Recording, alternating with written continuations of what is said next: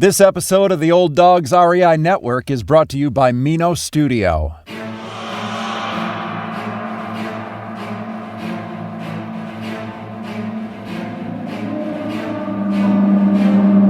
In a world where jobs are how most people make money, one man, one desire, one challenge dares to break the mold. Welcome to the Old Dogs REI Network, where we don't work for money. Money works for us. Coming soon. Viewer discretion advised.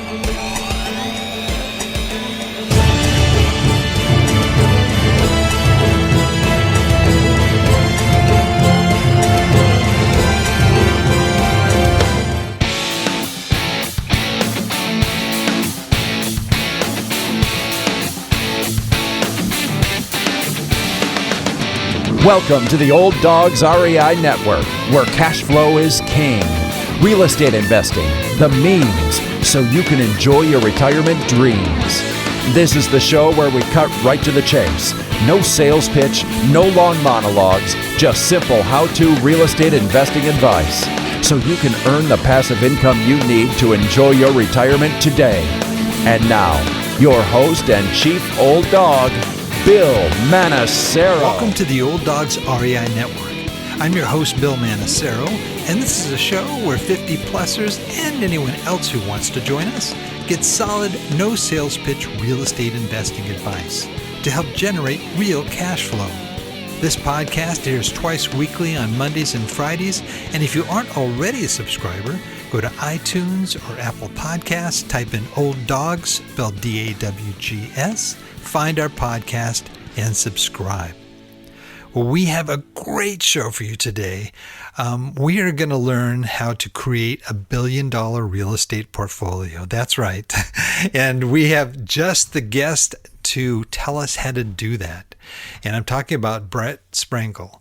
He has worked as a commercial real estate broker and investor in Los Angeles for two of the nation's top firms, Berkadia and Sperry Van Ness, specializing in apartment sales. He brings more than 20 years of experience and expertise in assessing his clients' real estate portfolios, helping them achieve their objectives of exchange, expansion, consolidation, and disposition. Brent Sprenkle has worked as a commercial real estate broker and investor in Los Angeles for two of the nation's top firms, Berkadia and Sperry Van Ness, specializing in apartment sales. He brings more than 20 years of experience and expertise in assessing his clients' real estate portfolios, helping them achieve their objectives of exchange, expansion, consolidation, and disposition. Brent has been one of Berkadia's top 10 brokers for the last 6 years. With more than 350 apartment buildings sold, his sales of commercial properties have exceeded $1.2 billion. He lives in Manhattan Beach, California, with his wife and 4 children. Well, Brent, welcome to the Old Dogs REI Network. Thanks, Bill, for having me. Looking forward to this. Oh, man, I've been looking forward to this after getting a chance to dig into your book, which hopefully you're going to talk about as well. This is an exciting topic. I mean, I think a lot of us real estate investors just dream of this, of reaching $1 billion in assets here. But maybe you can, before you jump into and tell us about how to do it, I'd really love to just hear about you and where you came from, where you got started, and how you got into this crazy commercial real estate field. Sure thing. Well, I'm originally from the Philadelphia area and got a college degree in mechanical engineering. So they brought me out of college from the East Coast out to work for Hughes back in the late 90s. I was working on satellites, DirecTV satellites, and did that for 3 years and found out that I was not a very good engineer. Lost my job and was sitting there thinking, what can I do next?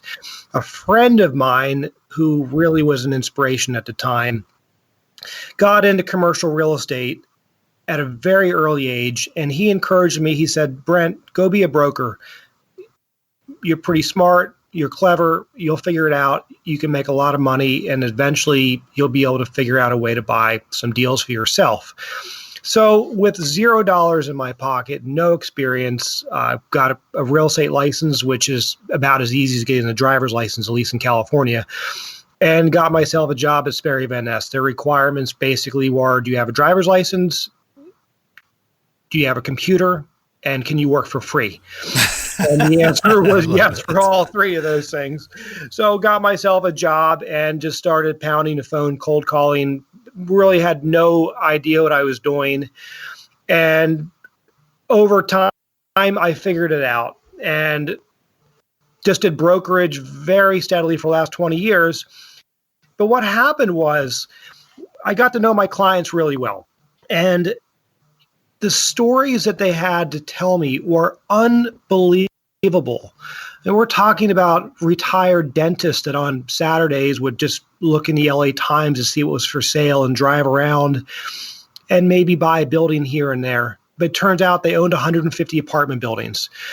Or a client of mine who's from India who got a job working for air quality management in his early 20s, who found out that property managers, on-site managers, typically get free apartments.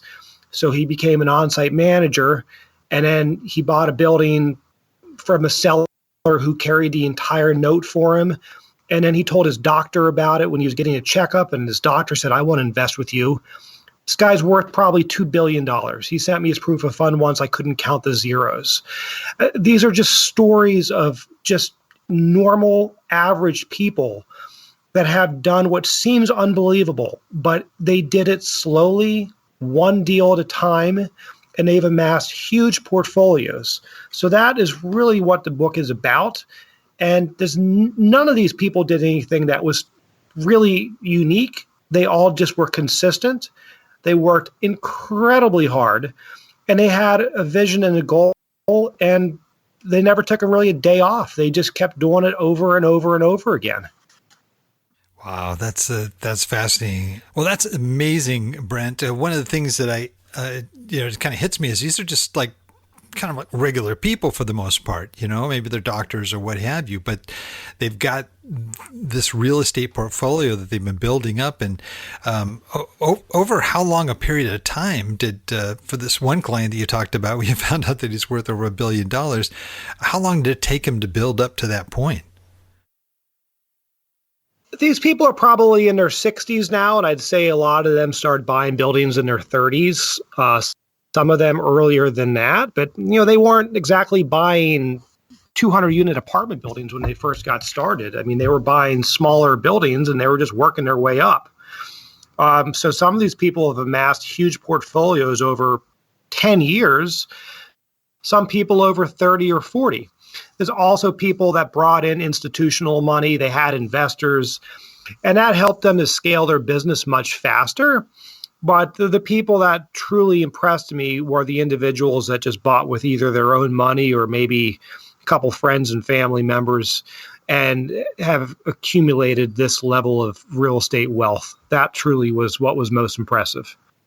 Now, in doing the book, did you interview these people, or how did you, sort of get their secrets, if use the the overused term here, of how they amassed that sizable of a portfolio? Well, that's what's funny is because some people were open book, like come in, sit down, I'll tell you everything. Some people, it wasn't that they didn't want to share their secrets, but they were more worried about liability. Like, I don't want my tenants to find out that I've got all these apartment buildings and then they might sue me.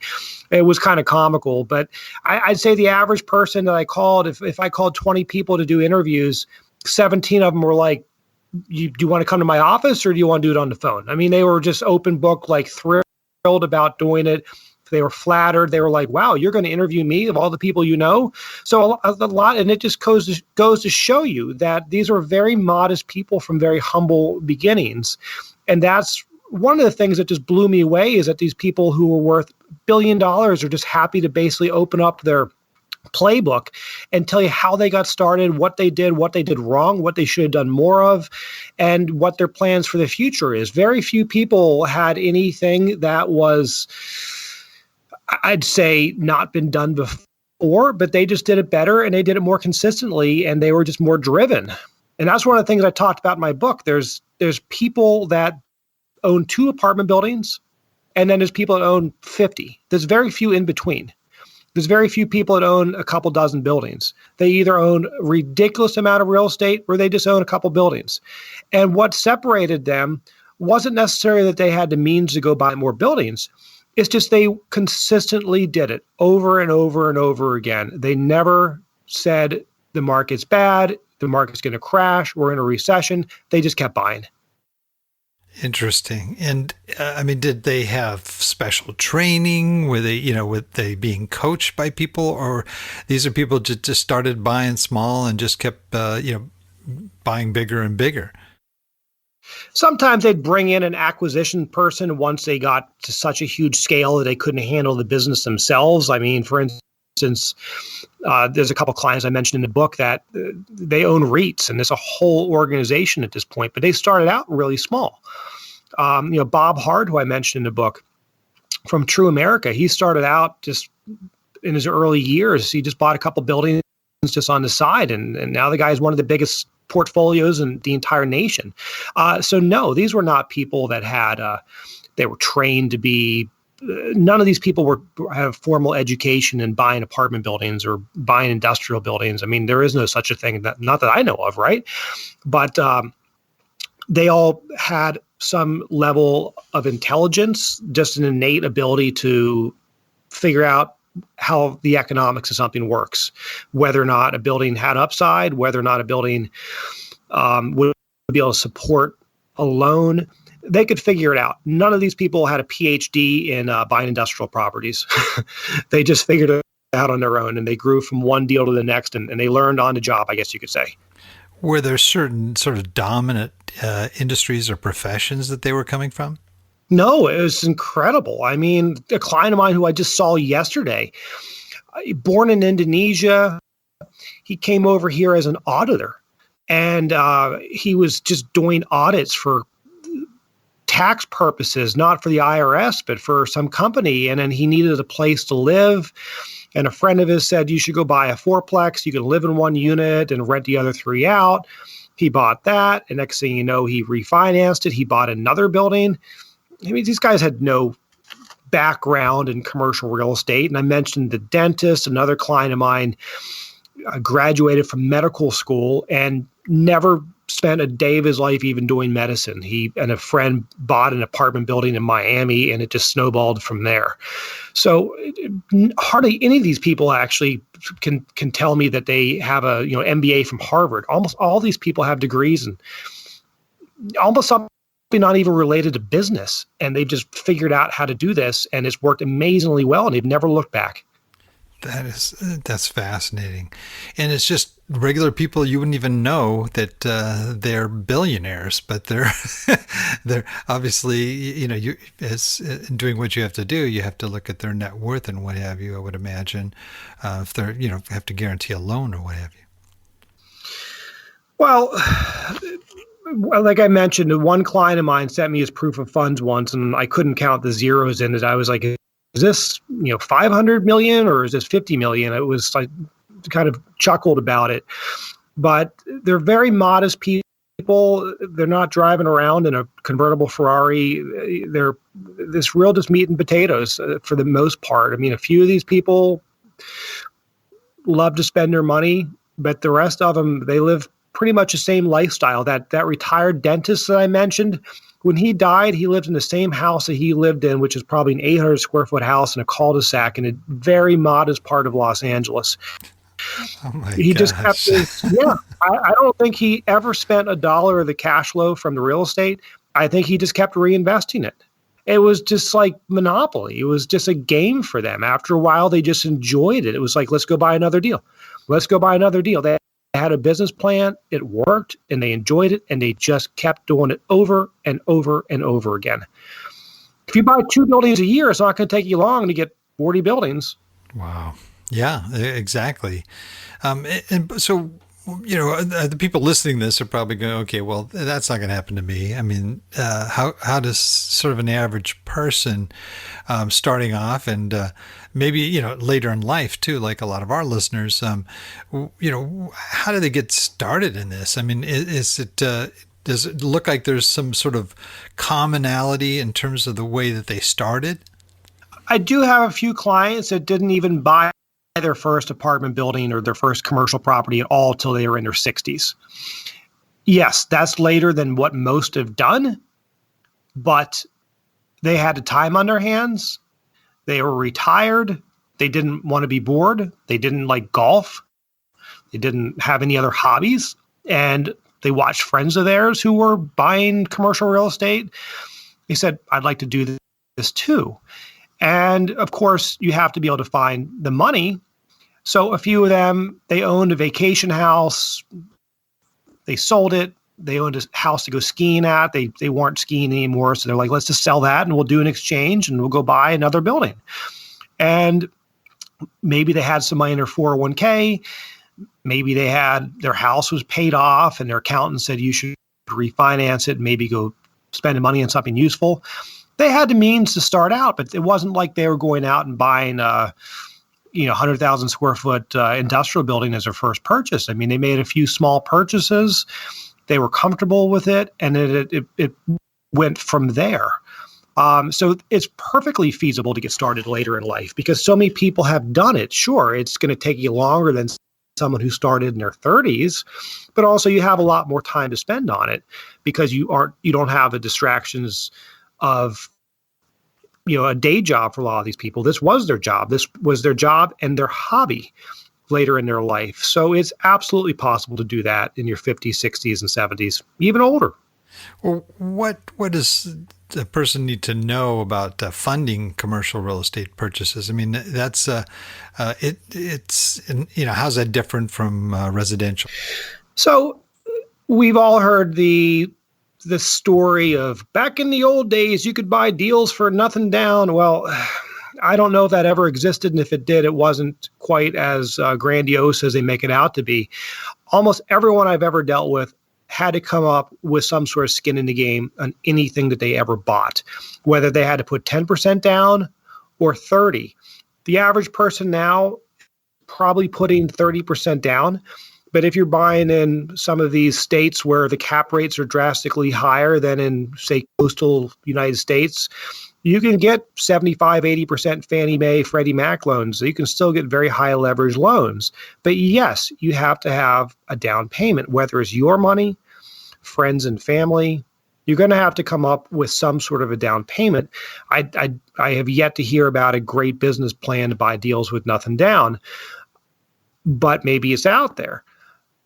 The key to really making this work is coming up with at least some form of money to buy a property. You don't need to go buy a 30-unit, apartment building. You could just take a small amount of money and go buy a condo and rent it out and then go from there. I mean, you got to get started small, work your way up.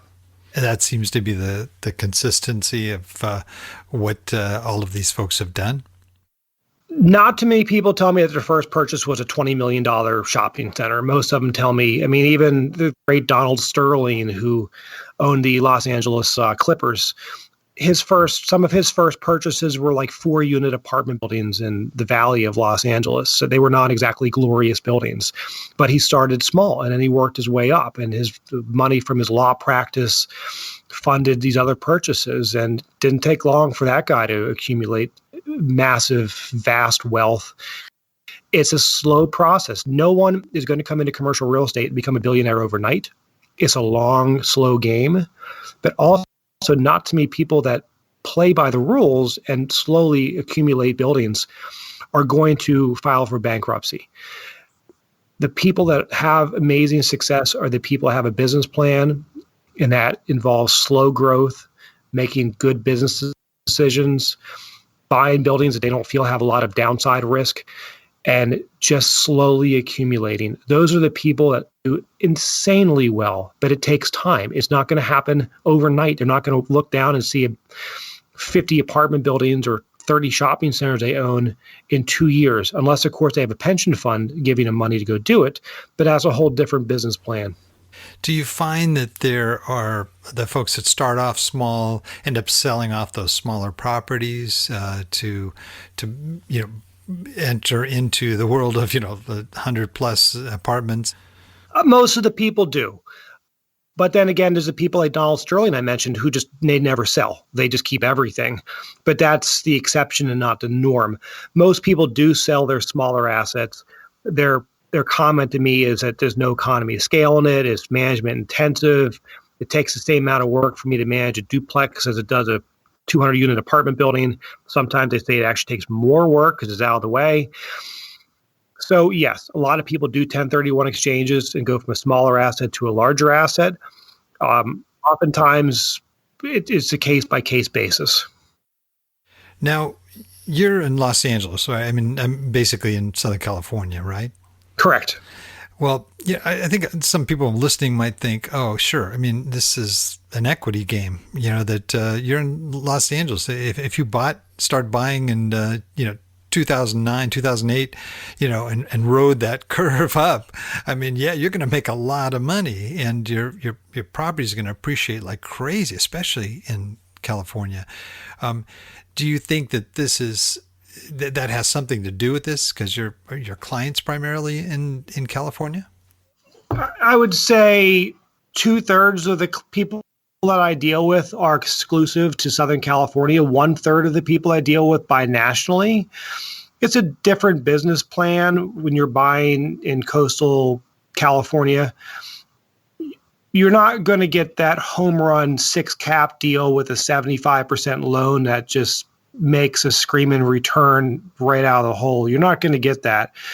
You're going to buy something at a lower cap rate, but it has more long-term growth. But rent control here is outrageous, and it looks like it's not. The situation politically is only going to most likely be getting worse over the next few years, definitely here in California. So a lot of clients of mine have left and they've gone to, quote unquote, red states, right? They've gone to Texas, they've gone to Florida, they've gone into other states where they don't quite have the legislative restrictions on apartment buildings. And also they're buying office, industrial, and other areas. And these other areas have higher cap rates and support higher leverage loans. So when you're buying in California, you're going to probably have to come up with more equity, 40% down to buy a building. You can go buy apartment buildings in some of these southern states and get amazingly high leverage, and the buildings have incredible cash flow. They might not have much rent growth and they might not have much appreciation. But if you're buying a deal at a 7 cap and you're getting 75% financing at 3% fixed for a long period of time, appreciation might not be that big of a deal. Right. So you'd say many of these people, or most of them, are buying out of state?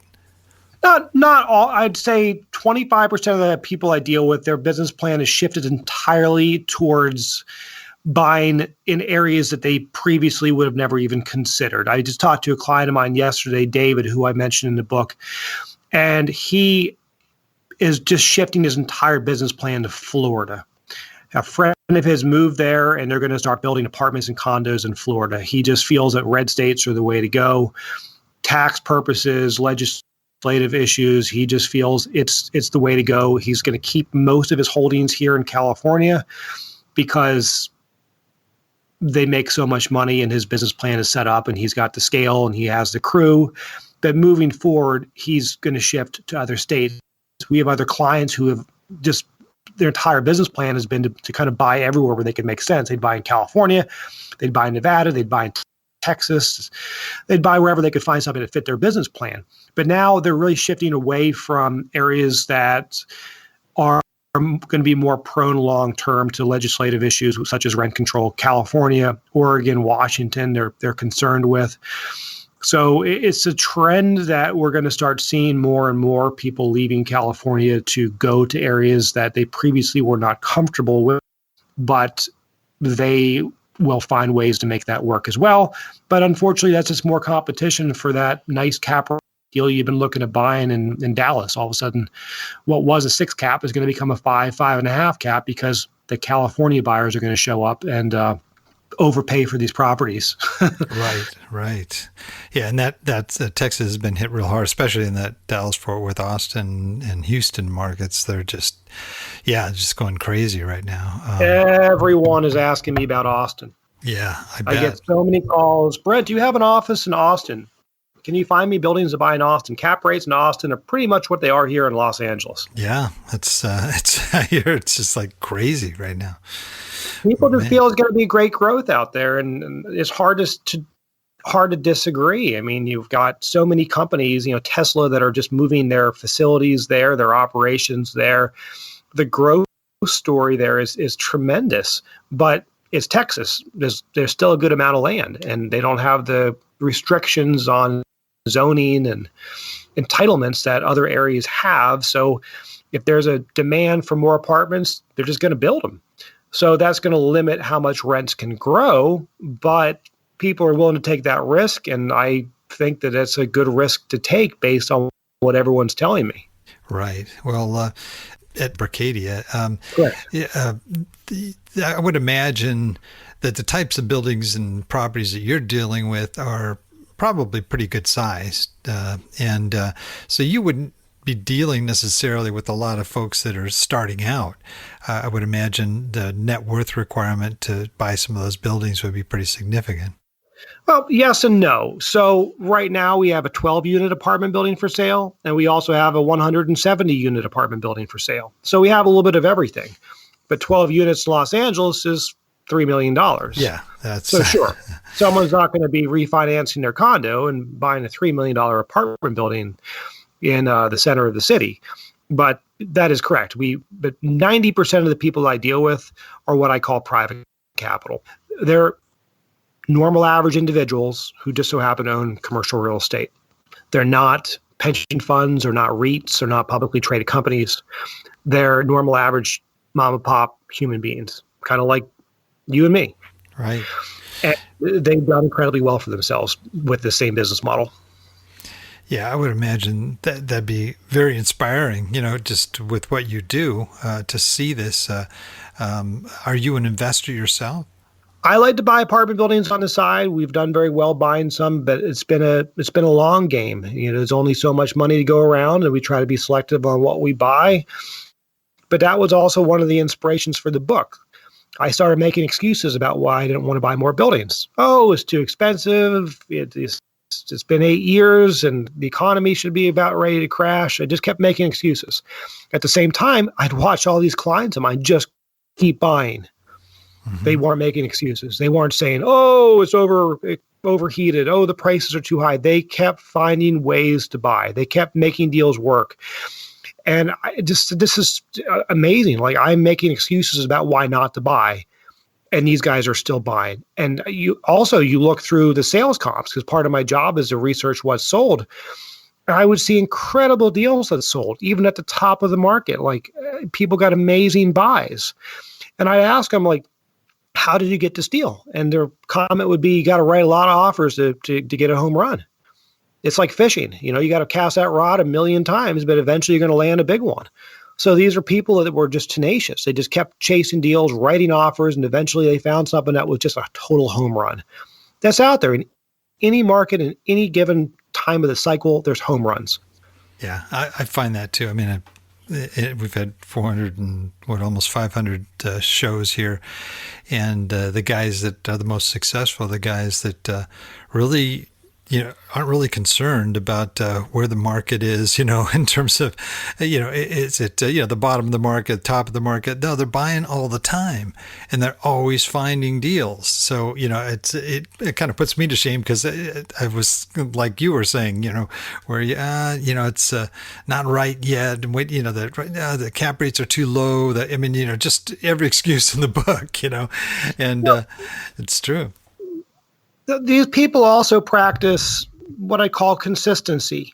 Every day, they look to see what's for sale. Every day, they make phone calls to brokers. Every day, they're following up with something that they looked at or wrote an offer on or did a property tour on. And maybe there's a year where they don't buy anything.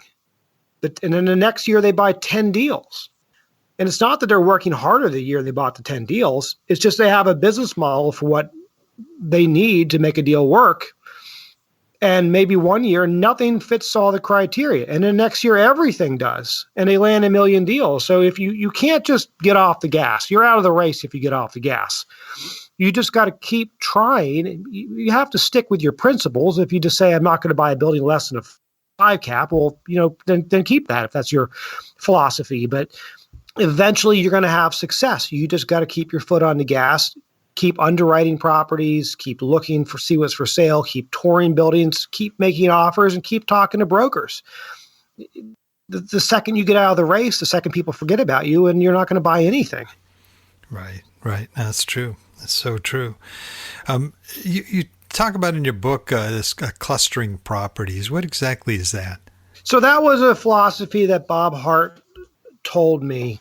And what that really is they buy on a national basis. And if they're interested in, let's just say, Dallas, Texas, they're not just going to go to Dallas and buy one building. They're going to go buy 5 buildings in Dallas. Because that way, when they fly from Los Angeles to Dallas, they're going to see all 5 of their buildings in one day, meet with all the property managers, find out what's going on in the market, maybe see a few other buildings they're looking at, and then go right back to the airport and fly back home. So clustering of properties is basically accumulating some reasonable economy of scale in an area that is not in your backyard. If something's 5 minutes from your house, you don't need to cluster properties. You could go buy one, nice building and you could take care of it yourself because it's 5 minutes away. But if something's 2 hours away from your house or a plane ride, you might want to buy 5 or 6 buildings. That way you've got a reason to go out there and a reason to keep on top of things. Because the second you aren't paying attention to that building is the second that the operations start to fall apart because you're not on top of it. So what Bob mentioned with the clustering of properties was really just his way to develop better operations, better economy of scale, and also you get better reach. When you own 5 buildings in an area, the brokers know who you are, and they know that you're an active buyer. And something comes on the market or something's about to come on the market, you want to get that first phone call. You want to be on top of their mind. If you own one building in an area and you haven't bought a building in 10 years, the brokers probably have already forgotten about you. You haven't done anything. You're not an active buyer. You'll be the last person to find out about it. So this is also another way for them to get access to new deals, which is the lifeline of this business, really. Right.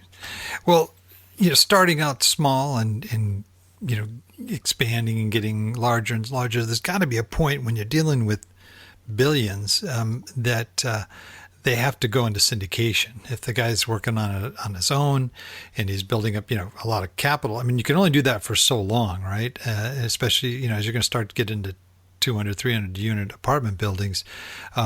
You're talking a pretty major capital ventures there. You're eventually going to run out of your own money.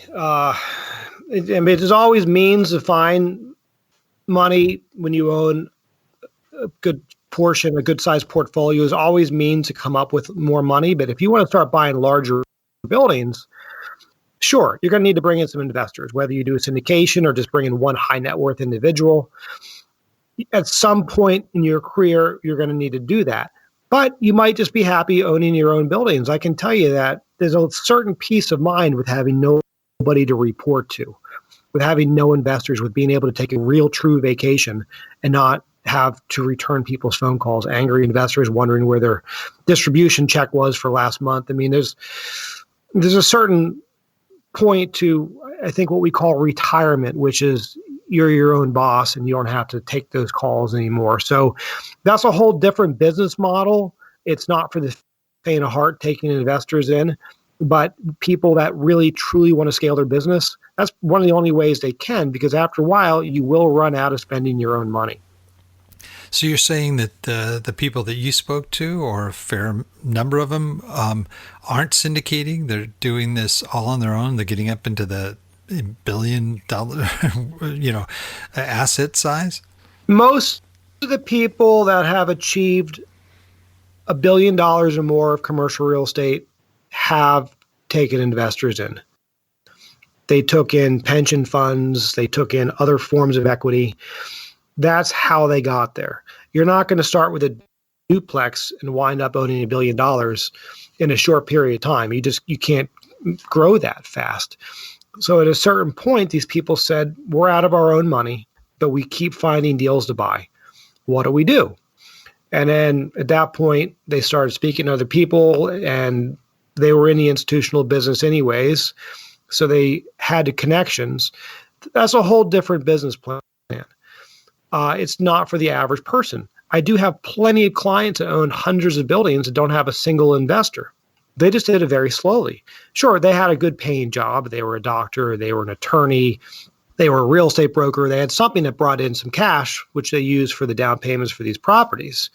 You're not going to find too many people that barely had enough money to scrape by who own sizable portions. I mean, you're going to have enough means to be able to make some sort of a meaningful investment. But there are ways that people can definitely grow their business in a short period of time. But the people that have these massive portfolios, almost all of them, yes, have investors. Got it. Well, you've seen these folks and talked to them, interviewed them. What would you say is sort of the biggest mistake that people make in this, trying to grow a portfolio of size? Not too many people look back and say, I bought too many buildings. Most people look back and say, I didn't buy enough buildings. Once you buy the real estate, unless you do something really crazy with the financing, you can usually find a way to make the deal work out. The people that have the biggest regrets are the people that just missed opportunities. A great deal came their way and they just said, you know what? I'm not buying for the next 6 months. I think the market's going to crash. I have been hearing that for the last 6 months from people. Oh my God, COVID, tenants aren't paying rent, the economy. All that's done is drive the competition away. Interest rates went down. People bought amazing deals over the last 6 months, incredible deals. Yes, there's operational issues. You have vacancies. You have tenants that aren't capable of paying rent, but those will go away. And what will you have? A building that you bought at a great price with amazing financing. So most of the people that look back, their biggest mistake that they will say is they didn't buy enough or they didn't buy consistently. They missed out on opportunities by being too conservative or too concerned about the future. Right. And what would you say is sort of the key success that these folks, the key thing that just right across the board seems to be the reason why they're successful? There's a few of them, but I would say the most successful people, they had a specific definition of what a good deal was. And if it met the criteria to be what they'd call a good deal, they'd buy it. They weren't looking for home runs. If they found one, they'd buy it, of course. They were okay with singles and doubles. You grow your business long-term buying singles and doubles. A lot of people say, you know what, if I'm going to go buy a deal, it's got to be a total home run. Total home run. Well, those don't exist. You'll never buy anything that way. You have to just find what you feel is a reasonable deal and say, you know what, this works. I'm going to buy this property because it meets my criteria. I can finance it. I can manage it. It's in decent condition. It's in a decent location. I like the building. I like where the rents are. They're not too high. They're not too low. I think I can reposition the property. That is a property that you buy. And you just consistently do it. The people that don't ever buy anything are the people that just it's not good enough for them. The deal's not sexy enough. It doesn't have this or that, or they're making excuses. I looked in the paper and I saw some guy bought a shopping center for $100 a square foot. I don't want to pay any more than $100 a square foot. Well, that didn't exist. So you have to set reasonable expectations. Right. Now, looking at our audience here, we've got a lot of folks that are approaching retirement, are already in retirement, and they're looking at opportunities. Some of them have a nest egg and they want to get good returns. Some of them want to be like that guy you talked about. That I don't want to retire. I don't want to just play golf all day. I want to do something. I want to use my mind. I want to, I would love to go after something like this. What advice would you have for those folks? Well, a client of mine told me very recently one of the things that he liked about real estate was you can work as hard as you want to. You could work an hour a day. You could work 12 hours a day. You could work 7 days a week. Or you could work for 2 hours in the morning, go golfing, come back, work a couple more hours, and still manage to be incredibly successful and buy a few deals here and there, grow your business. So if it doesn't feel like a hobby, then it's probably not for you anyways. It needs to feel like something that you want to do long term. The people that have done amazingly well in this business are the people who just have a passion for it. They enjoy it. It's not what I call a job. It's something that they enjoy. It's just like playing Monopoly. I mean, buying commercial real estate should be like playing Monopoly. It should feel like a game.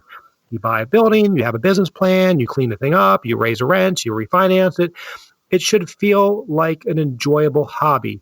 Those are the people that really, in their retirement, in their 60s, 70s, 80s, really enjoy it because it gives them something meaningful to do during the day. And they're also expanding their wealth and they're creating a legacy for their family. So I really, really commend those people that have done that. And that's been a huge inspiration, which we mentioned here in the book. That's awesome.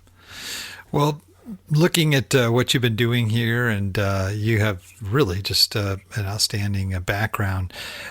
What's sort of your game plan? I know you're also an investor too. So do you have a plan, sort of a short-term, long-term plan that you would like to see in terms of your investing and you're working as a broker? Well, we've been buying apartment buildings, and that's been very rewarding financially. It's been challenging as well. But moving forward, at some point, everyone has to transition from one thing to the next. I will be transitioning more into really just being a full-time principal, whether that happens in 3 years, whether it happens in 5.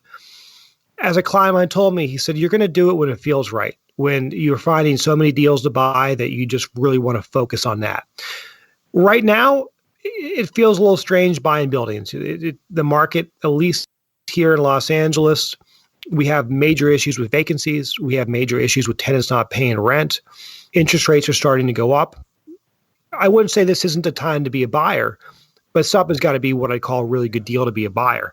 But there might be a time in 6 months where every deal is a total home run. And I just say, you know what? I am done doing brokerage. I'm just going to be a principal and just buy.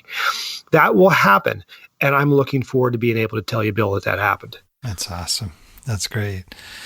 Well, we have kind of come to the end of our time here, just zipped by. And I have a ton of more questions I would love to ask you, but I think I'm just going to have to be back on. But love you. Yeah, it'd be awesome because there's a lot of, I didn't even talk about sort of the commercial market and what's happening with office buildings and things like that as a result of, the COVID and so forth. But that's another subject for another time. But we're at our point in our show where we have a segment called Wrap It Up. And I ask you a series of quick questions so you can share resources that have been valuable to you with our listeners. If you're up for that, are you ready to wrap it up? Go for it. Love to. All right. Favorite real estate book? Oh, I have read so many. I don't know if there's one in particular I'd call my favorite, unfortunately, but I think that every book you read, you get something that you didn't get from another book. So I wish there was one particular book I could tell you is the best one to read beyond my book, of course.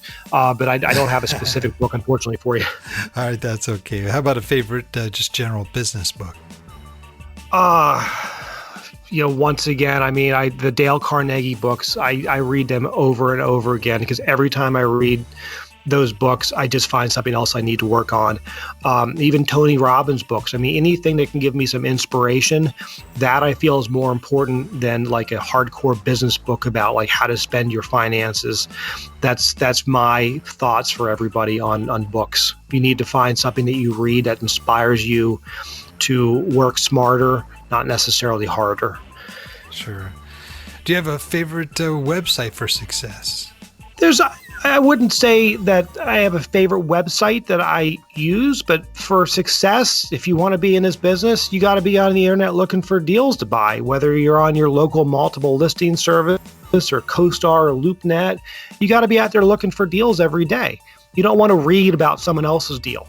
And that's what happens when you're on a website that they post about what happened. You want to be the guy or the gal who's making those deals happen. And to do that, you need to be out looking for deals to buy. I love it. And would you also include with that, going to like brokerage firms like yours and looking at what's available, starting to get on their lists and, getting regular emails about properties? Well, COVID has made things challenging, but the telephone is an amazing resource. I can't tell you how many people that just send me emails.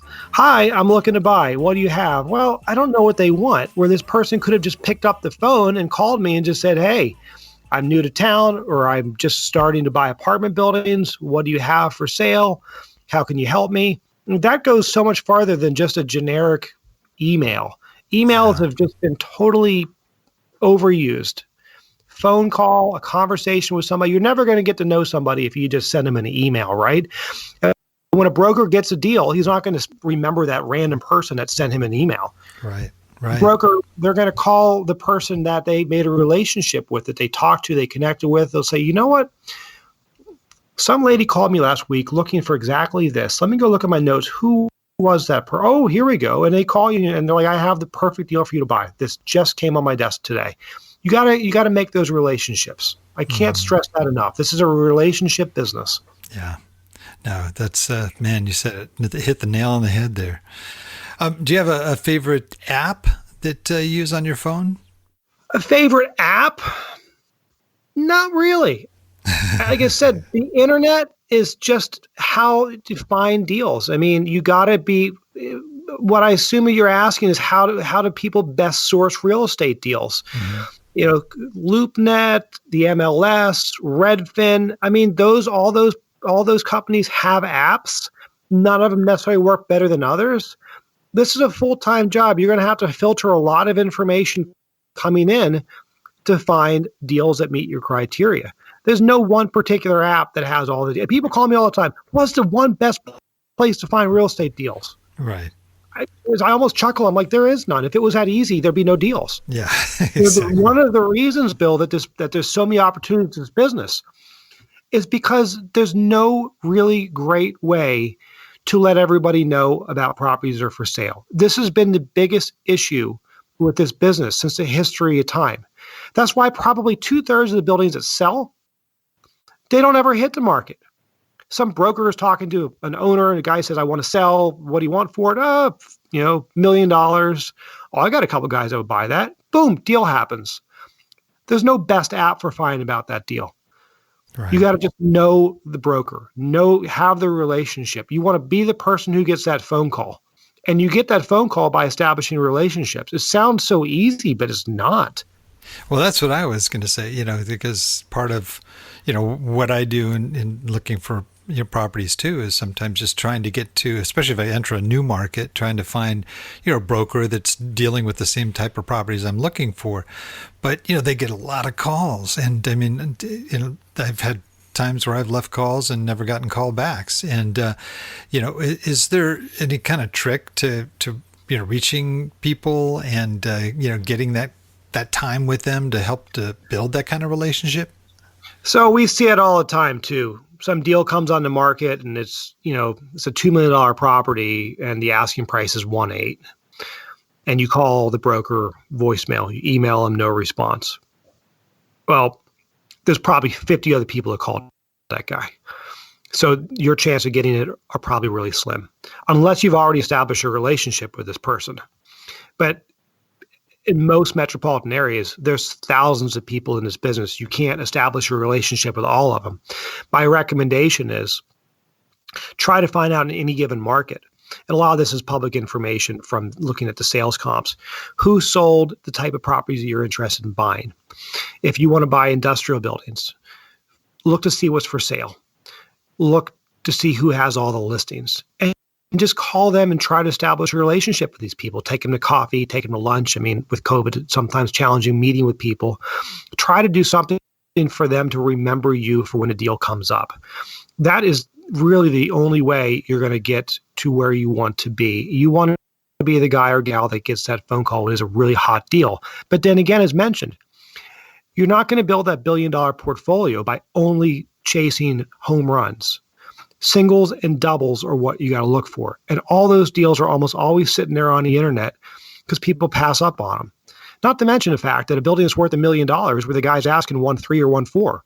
If they really want to sell, they're going to, I'd call it capitulate, and they're going to sell it for a reasonable price at some point.